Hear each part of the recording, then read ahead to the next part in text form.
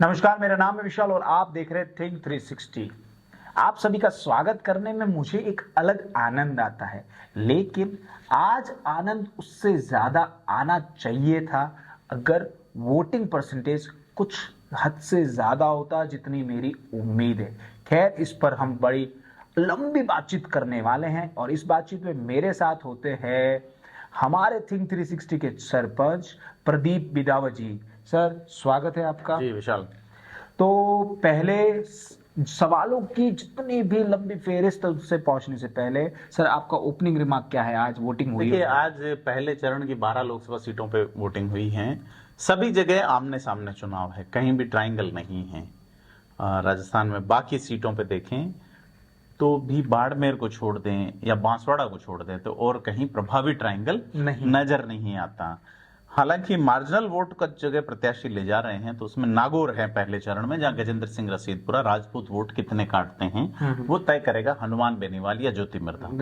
लेकिन अभी अपन कंप्लीटली बात कर रहे हैं कि वोटिंग परसेंटेज राजस्थान में पिछली बार पहले फेज का यानी कि इन्हीं 12 सीटों का जो चुनाव हुआ था उसमें 63% के आसपास मतदान हुआ था।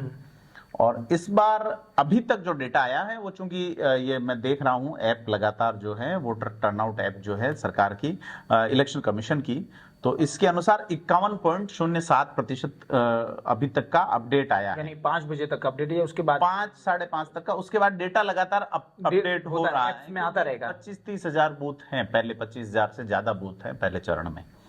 तो किसी का डेटा ऑन क्लाउड में होता है, ऐप में अपडेट होता है। अमूमन 50 का हम आंकड़ा क्रॉस कर चुके हैं आज। हाँ, ये मान सकते हैं ये 60 के आसपास चला जाएगा। 60 के आसपास लेकिन चला जाएगा। पिछली बार 63 वाला तय जो टच करना मुश्किल लग रहा है। अच्छा प्रदीप जी, क्या कारण होगा? पहला प्रश्न मेरा ये कि क्या देखो, कारण क्या है, जब सरकारों से उम्मीद नहीं होती, जब उत्साह नहीं होता ना, चुनाव आयोग कोशिश करता है 100% की कि 100% वोटिंग हो, लेकिन मौजूदा व्यवस्था में 100% वोटिंग जो है वो इम्पॉसिबल है। अब आप कहेंगे इम्पॉसिबल कोई शब्द नहीं है। हाँ। लेकिन मुझे लगता है कि अभी जो व्यवस्थाएं हैं सरकार की या चुनाव आयोग की, उसके अनुसार 100% वोटिंग नहीं करवा सकते। मसलन कि हजारों लोग क्या बोलते हैं उसको, जेल में विचाराधीन कैदियों के रूप में बैठे, उनकी वोटिंग नहीं होती। बिल्कुल। ट्रेवल कर रहे हैं लोग, उनकी नहीं होती। बिल्कुल उनकी नहीं होती। ठीक है, लोगों के पास जागरूकता नहीं। इवन आप एक बूथ पे एक व्यक्ति को वोट करने के लिए अंदर घुसने के बाद सिर्फ 38 सेकंड दे रहे हैं कि सुबह 7 से लेकर शाम को 6 बजे तक आपके 1100 लोग वहां पे हैं और इतने मिनट भी नहीं है आपके पास, तो 660 मिनट आप वोटिंग करवाते हैं। बाड़मेर जैसा जिला है, वहां सबसे ज्यादा टाइम मिल रहा है, क्योंकि वहां बहुत फैला हुआ इलाका है बाड़मेर लोकसभा क्षेत्र। तो अब आप देखेंगे कि मैं हर बार कहता हूं करौली में सबसे कम वोटिंग, पिछली बार भी आप देखेंगे। जालोर सिरोही में भी कम होगी सेकंड चरण में, ये आप लिख लीजिए भैया।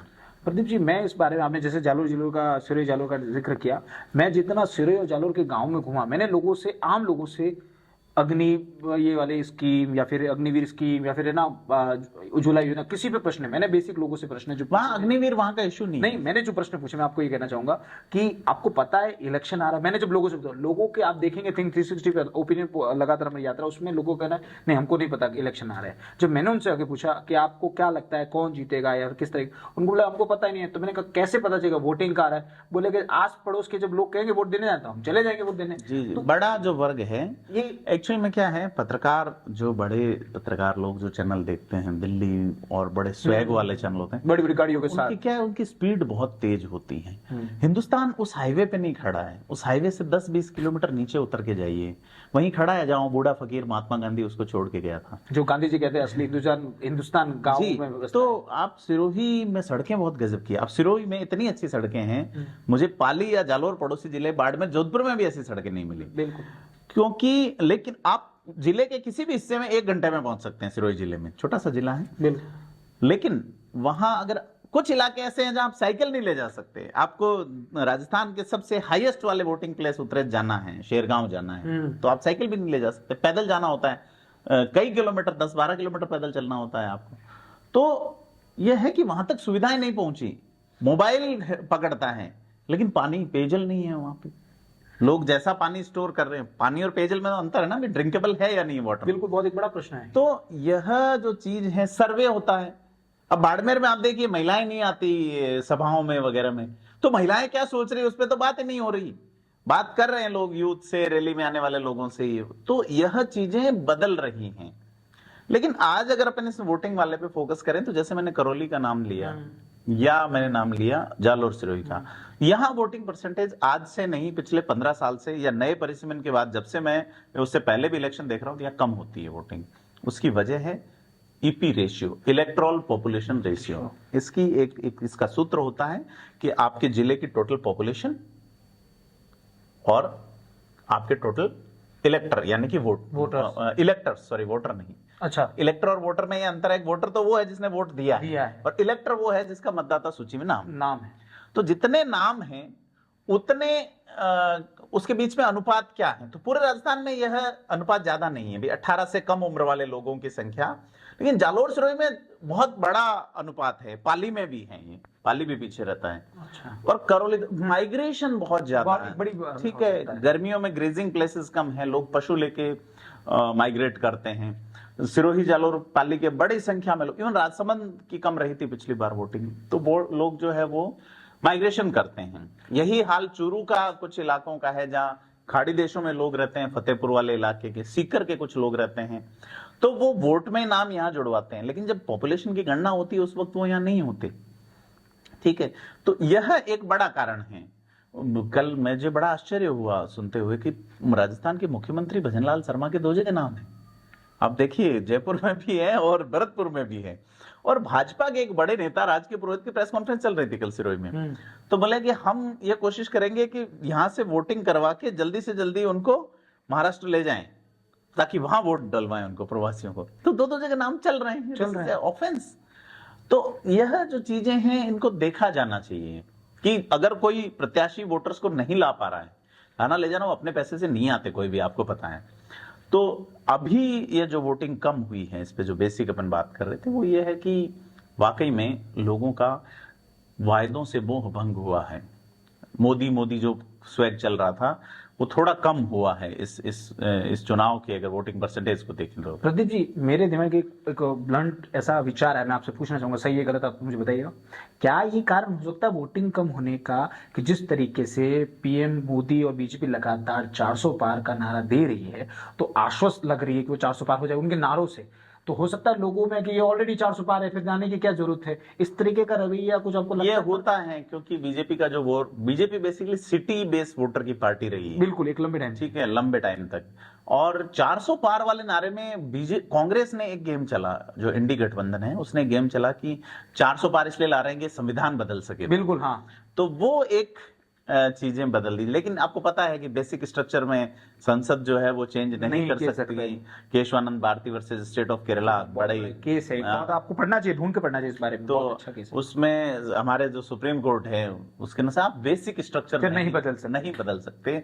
संसद हमारे यहाँ सुप्रीम नहीं है, supreme authority, law is an order of supreme authority, John Austin ने कहा है कि कानून या विधि संप्रभु का समादेश है।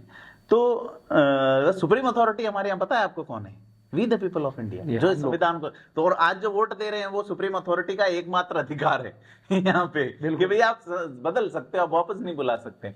तो ये जो खेल है, ये जो वोटिंग परसेंटेज कम हुआ है, उसमें कई अगर असेंबली वाइज देखें तो अपने इंटरेस्ट के हिसाब से इवन धोद और दातारामगढ़, सीकर में सबसे बड़ी, या सीकर शहर सबसे अच्छी पोलिंग जहां हुई है, तो वहां कम्युनिस्टों का ज्यादा प्रभाव है, कम्युनिस्ट का प्रत्याशी खड़ा है, तो फिर वो ऊर्जा से कर रहे हैं पोलिंग। अच्छा। कांग्रेस ने कम कोशिश की, ये तमाम तरीके के एलोब्रेशन होंगे, फाइनल डेटा आने पे हम अपन कुछ कर सकते हैं। प्रदीप जी, क्या लग रहा है जहां जहां वोटिंग कम हुई उससे नुकसान कौन सी पार्टी को ज्यादा? बीजेपी को, नो डाउट, क्योंकि कांग्रेस का जो ऐसा कहते हैं कांग्रेस की गिनती 30 से शुरू होती है, क्योंकि माइनॉरिटी और SC/ST वोट बैंक कांग्रेस का वोट बैंक माना जाता है एक लंबे टाइम। और यह वोट बैंक जो है वो चुनाव को एक उत्साह, एक त्योहार की तरह लेता है, वोट करने में बहुत इंटरेस्ट दिखाता है, माइनॉरिटी भी वोट करते हैं वो। तो अब बीजेपी के सामने संकट ये है कि वो, उस पर बहुत बड़ा दबाव है कि आने वाली 13 सीटों पे वो जम के काम करें, क्योंकि यहाँ कमजोरी झलकी है निश्चित तौर पे, दौसा वाली, भरतपुर, धौलपुर, करौली, इन सीटों पे हमने कल बहुत अच्छे से बात किया। हाँ, आप उस वीडियो को कल वाले को बिल्कुल देखिए। तो यह जो लोकसभा चुनाव में अब बाकी की जो सीटें हैं वहां वोटों की संख्या भी ज्यादा है, बूथ भी ज्यादा है, और अब तो जैसे मैंने बताया कि जो हॉट सीट थी कि चूरू वाली सीट जहां राजेंद्र राठौड़ की प्रतिष्ठा, बीकानेर वाली सीट अर्जुन राम मेघवाल की प्रतिष्ठा, या आपकी अलवर सीट भूपेंद्र यादव की प्रतिष्ठा, लेकिन अब जो सीटें हैं वहां प्रतिष्ठाओं का प्रश्न बहुत बड़ा है। मतलब कि बाड़मेर जैसलमेर, बिल्कुल राज्य मंत्री कैलाश चौधरी की प्रतिष्ठा, बिल्कुल, मसलन की आपका जोधपुर गजेंद्र सिंह शेखावत की प्रतिष्ठा, कोटा मसलन की जालोर की अशोक गहलोत की प्रतिष्ठा, कोटा बूंदी की ओम बिरला की प्रतिष्ठा है, सीपी जोशी की प्रतिष्ठा है। हाँ, तो यह जो चुनाव है अब और खचाखच वाला होगा। मारवाड़ी में शब्द यूज करूंगा मैं, खचाखच। खचाखच। आपको राजस्थानी के चुनाव जब लोकसभा का होता है ना, तब आपको है ना वर्ड्स बहुत मिलेंगे। पार्टीज तो जीतेगी, हारती है, चलती रहेगी, लेकिन वर्ड्स के ना डिक्शनरी बहुत बढ़ जाएगी। इसलिए हमें कहते हैं चुनाव को बड़ा बारीकी से देखना चाहिए।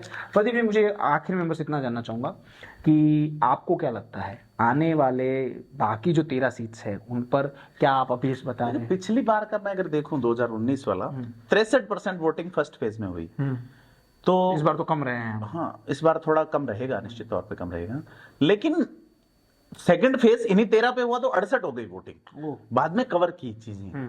तो बीजेपी अब उस दिशा में जाएगी, उनका काम करेगी, वो पन्ना प्रमुख और ये वो।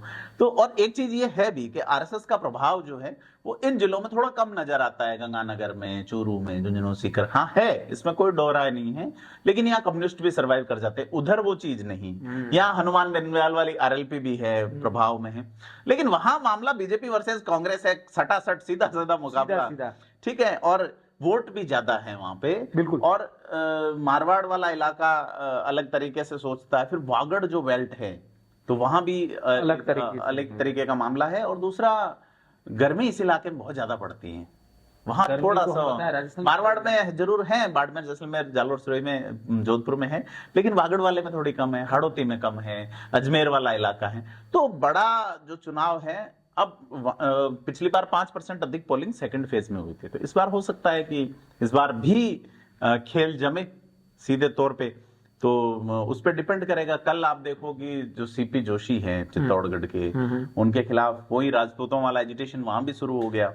राजपूत वोट बैंक बहुत बड़ा है चित्तौड़गढ़ में, और अगर भारत आदिवासी की वजह से 3.25 लाख एसटी और कंप्लीट राजपूत सीपी जोशी के अगेंस्ट ले जाते हैं, तो फिर बीजेपी वहां भी मुश्किल में है, निश्चित तौर पे। मुश्किलें कम होगी या नहीं होगी ये तो समय बताएगा, लेकिन आज वोटिंग परसेंटेज कम होने पर एक लाइन मुझे याद आई, वो मैं आपको बिल्कुल आपके साझा करना चाहूंगा कि किसी ने कहा है कि हीरो का अपोजिट विलन नहीं होता, हीरो का अपोजिट वो व्यक्ति होता है जो दृश्य देख रहा है, खड़ा हुआ है। इसलिए आपको आवाज उठानी होगी। मैं ये नहीं कहूंगा कि लोकतंत्र को बचाइए या फिर अपने हक के लिए आवाज उठाइए, आपको जो सही लगता है आपकी समझ से वो करिए, लेकिन वोट जरूर दीजिए, चाहे बदलाव करने के लिए, चाहे उसी को चलाने के लिए, लेकिन वोट देना जरूरी है। इसी तरह थिंक 360 को देखते रहिए, आप अपना प्यार हम तक कमेंट के जरिए पहुंचाते रहिए और बताइए कि किन मुद्दों पे हमें बात करनी चाहिए और अगली कौन सी सीट डिस्कस करें हम प्रदीप जी के साथ। और तब तक के लिए आप अपनों का ध्यान रखें। गर्मी बढ़ रही है, राजनीति भी बढ़ती रहेगी। Thank you.